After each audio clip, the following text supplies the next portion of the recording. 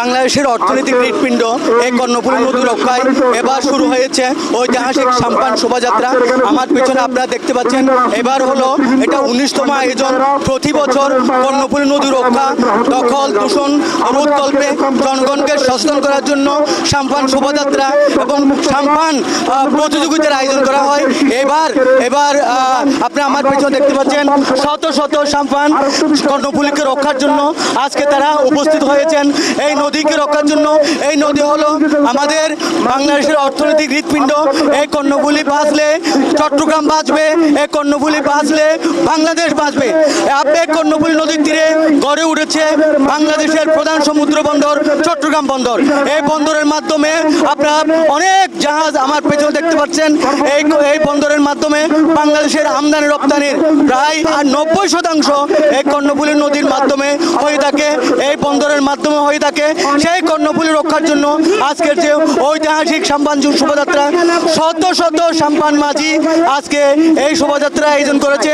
এবার এই সাম্পান শোভাযাত্রা স্পন্সর হিসেবে আছেন আব্বাস কনস্ট্রাকশন নামে একটি প্রতিষ্ঠান কর্ণফুলী নদীর পাড়ের। আমরা এখন জানতে চাইবো আজকের এই সাম্পান শোভাযাত্রার প্রধান অতিথি মাননীয় পুলিশ কমিশনার জনাব হাসিব আজিজ সহ আব্বাস কনস্ট্রাকশনের স্বত্বাধিকারী, তার কাছে জানতে চাইবো এবং সাম্পান শোভাযাত্রা যারা আয়োজক তাদের কাছে আমরা জানতে চাইবো এই আয়োজনের মাধ্যমে কর্ণফুলী রক্ষা কিভাবে হবে, আগামীতে আর কি কি আন্দোলন আপনারা করবেন।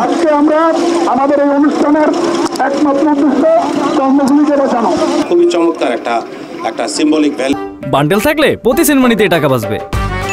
বিকাশ সেনমানি বান্ডেল কিনে জিতুন প্রতি লেনদেনে। আছে যে এই সাম্পান র্যালির মাধ্যমে পরিবেশ সচেতনতা তৈরি করা, জীব বৈচিত্র্যের প্রতি সচেতনতা তৈরি করা, এই যে আমার দরিদ্র সাম্পান মাঝির যে এই যে কমিউনিটি আছে, এদের সুখ দুঃখ ভালোবাসা, এদের যে এরা যাতে ভালো থাকে, একটা কমিউনিটি হিসাবে, একটা ঐতিহাসিক কমিউনিটি হিসাবে এরা যাতে টিকে থাকতে পারে তার প্রতি সচেতনতা তৈরি করা, নদী দূষণের বিরুদ্ধে সচেতনতা তৈরি করা, নদী দখলের বিরুদ্ধে সচেতনতা তৈরি করা, অনেকগুলো উদ্দেশ্য একই সাথে সাধিত হচ্ছে এই সাম্পান র্যালির মাধ্যমে। যারা এই সাম্পান র্যালির উদ্যোক্তা, আমি এই রাষ্ট্রের একজন নাগরিক হিসেবে তাদের প্রতি আমার আন্তরিক কৃতজ্ঞতা জানাই। এখানে না আসলে আমাদের জীবনের একটি অধ্যায় আমার কাছে অনালোকিত থেকে যেত। এই জন্য আমি আরও বেশি কৃতজ্ঞ আপনাদের কাছে এখানে আমাকে দাওয়াত করার জন্য। নদী দূষণ এবং নদী দখল, বিশেষ করে এই সমস্ত দখল রোধ করার ব্যাপারে পুলিশের যে ভূমিকা আছে এটা আমরা পালন করব। এখানে আদালতে বিচারাধীন যেগুলো মহামান্য হাইকোর্ট, সুপ্রিম কোর্টে যে বিচারাধীন বিষয়গুলো আছে, এগুলো চূড়ান্ত নিষ্পত্তি হওয়ার পরে উচ্ছেদের আদেশ আমরা মহামান্য আদালত থেকে পাব এবং এই উচ্ছেদের আদেশ পাওয়ার পরে আমি আপনাদেরকে কথা দিচ্ছি, অবৈধ দখলদারদেরকে উচ্ছেদ করার ক্ষেত্রে পুলিশ সর্বাত্মক এবং সর্বোচ্চ প্রচেষ্টা গ্রহণ করবে এবং এক্ষেত্রে কোনো ছাড় দেওয়া হবে না। এই কথা আমি আপনাদেরকে দিয়ে গেলাম এবং আমার যে সম্মানিত সাম্পান মাঝি ভাইয়েরা আছে তাদের কাছে আমি এই প্রতিজ্ঞা করে গেলাম। আর আদালতে বিচারাধীন নয় এমন যেগুলো এনক্রোচার আছে, অবৈধ দখলদার আছে, এদের ব্যাপারে ব্যবস্থা গ্রহণ করার জন্য আমি এখানে উপস্থিত ওসি দুজন আছে, তাদেরকে নির্দেশ দিয়েছি সম্মানিত জেলা প্রশাসক মহোদয়ের কার্যালয়ের সাথে যোগাযোগ করে মোবাইল কোর্টের মাধ্যমে এদেরকে উচ্ছেদ করা। নদী এটা শুধুমাত্র বাংলাদেশের অর্থনীতির ক্ষেত্রে ভূমিকা রাখছে তা নয়, এই দেশে আপনার চট্টগ্রাম বন্দর আমার 90%-এরও বেশি বাংলাদেশের আমদানি রপ্তানি এই চট্টগ্রাম বন্দরের মাধ্যমে হয়, সেটি একটি দিক আছে। কিন্তু এই নদীর উপরে আপনাদের জীবিকা নির্বাহ করছে। এই নদীটা টিকে থাকলে আপনারা টিকে থাকবেন, বাংলাদেশ টিকে থাকবে।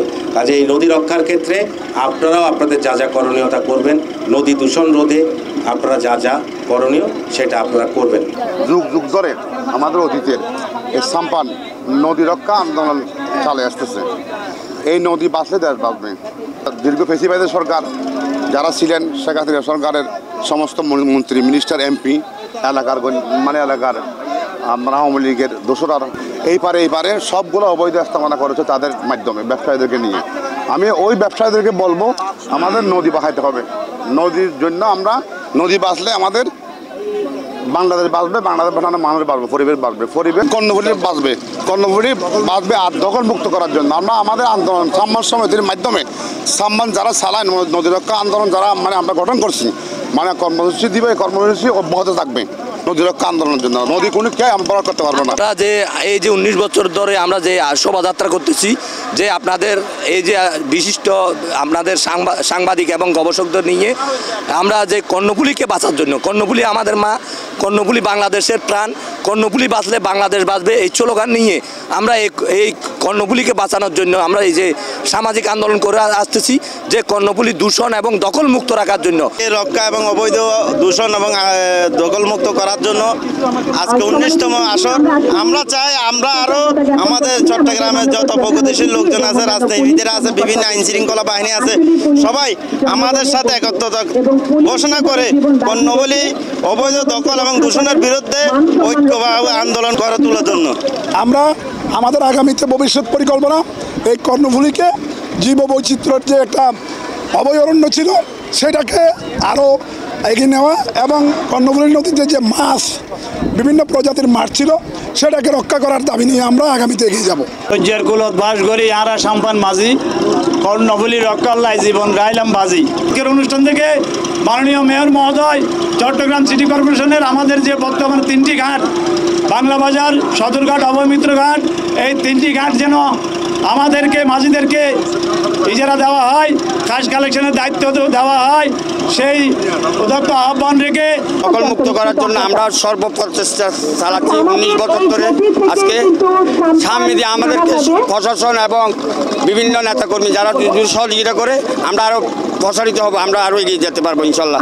আমাদের মূল উদ্দেশ্য হচ্ছে কর্ণফুলীর নাব্যতা যাতে ফিরে আসে, কর্ণফুলী যাতে আগের মতো প্রশস্ত হয়, কর্ণফুলী নদীর দুই পারে যে অবৈধ স্থাপনা, মহামান্য হাইকোর্টের যে নির্দেশ যে 2181টি স্থাপনা এগুলো যাতে উচ্ছেদ করা হয় এবং সেই সাথে কর্ণফুলী নদী যাতে জীববৈচিত্র্য রক্ষা করতে পারে এবং মানুষ যাতে ভালো থাকে, এই কর্ণফুলীকে আমাদের রক্ষা করতে হবে। কর্ণফুলী দখল মুক্ত করার জন্য আমরা তো আন্দোলন করে আসতেছি। এটা যদি দখল মুক্ত না থাকে তাহলে আমাদের কর্ণফুলী তো বাঁচবে না। কর্ণফুলী তো এই যে বাংলাদেশের এই চট্টগ্রামের একটা বৃহৎ একটা ইনকামের একটা উৎস, এটা ধরে আমাদের জীবন জীবিকা এবং এটা দিয়ে সরকার অনেক খাতে ইনকাম করে। তো সরকারের প্রতি, মেয়রের প্রতি, প্রশাসনের প্রতি আমার অনুরোধ থাকবে যে এই কর্ণফুলী যেন আমরা রক্ষা করতে পারি, তারা যেন আমাদের প্রতি সহায়তা হয়। বহুদিন পর্যন্ত আমরা আন্দোলন করতে আছি, আমাদের ফেরত দেয় আমরা এই কাজ করি, কিন্তু আমরা এনজিও থেকে টাকা লোন ছাড়া আমরা এই সামান পাইতে পারি না। এই ইজারাদাররা টেয়া লইছে আমাদের থেকে, এখন নেই 8,000 টাকা, আগে নিত 3,000 টাকা। আমরা সিটি কর্পোরেশন মহোদয়ের কাছে আমরা বিনীতভাবে অনুরোধ, আমাদের ঘাটটা যেন আমাদের মাঝিদের নামে দেয়। কর্ণফুলী বাঁচলে আমাদের বাংলাদেশ বাঁচবে। এই কর্ণফুলী বেদখল হয়ে আছে। আমরা 2010 সালে মহামান্য হাইকোর্টে মামলা করেছিলাম। হাইকোর্টের নির্দেশে জেলা প্রশাসন 2181টি অবৈধ স্থাপনা চিহ্নিত করে দিয়েছেন। 2019 সালে 4 দিনব্যাপী একটা উচ্ছেদ অভিযান শুরু হয়েছিল, রহস্যজনক কারণে সেটা বন্ধ হয়ে গেছে। এরপরে তারা 5টি মামলা করেছে মহামান্য হাইকোর্টে, কিন্তু আমরা সবগুলিতেই জিতেছি। সুপ্রিম কোর্টের আপিলেট ডিভিশনের পূর্ণাঙ্গ বেঞ্চে আমরা সবগুলি মামলায় জিতেছি। এখন আগামী 10 দিনের মধ্যে ইনশাল্লাহ আমরা উচ্ছেদ অভিযান শুরু করব। আমি আজকের মাননীয় প্রধান অতিথিকে অনুরোধ করব, উনি একটু সহযোগিতা করলে আমাদের এই অভিযান শতভাগ সফল হবে। ইতিমধ্যেই ডিসি মহোদয় থেকে ওনার কাছে চিঠিও গিয়েছে আমি জানি, এবং সরকারের যে ঊর্ধ্বতন কর্তৃপক্ষ সবাই একমত, এবং 5 উপদেষ্টা একসাথে ডিসি মহোদয়কে এবং কমিশনার স্যারকে ফোন করে বলেছেন কর্ণফুলী যাতে রক্ষা হয়। তো আমি আশা করব এই আমাদের সামাজিক আন্দোলন সেটা যেন সারা দেশে ছড়িয়ে পড়ে আর আমাদের কর্ণফুলী যেন রক্ষা হয়।